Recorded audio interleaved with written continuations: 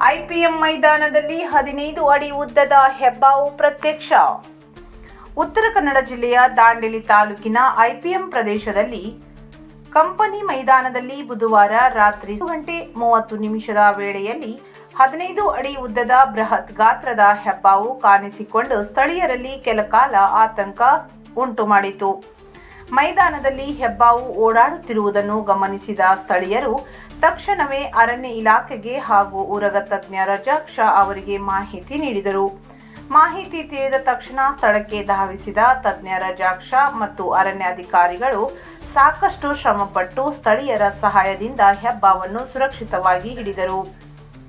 ಹಿಡಿದ ಹೆಬ್ಬಾವನ್ನು ಯಾವುದೇ ಅಪಾಯವಾಗದಂತೆ ಸಮೀಪದ ಕಾಡಿನಲ್ಲಿ ಬಿಡಲಾಯಿತು. ಈ ಕಾರ್ಯಾಚರಣೆಯಿಂದ ಸ್ಥಳೀಯರು ನಿಟ್ಟುಸಿರು ಬಿಟ್ಟರು.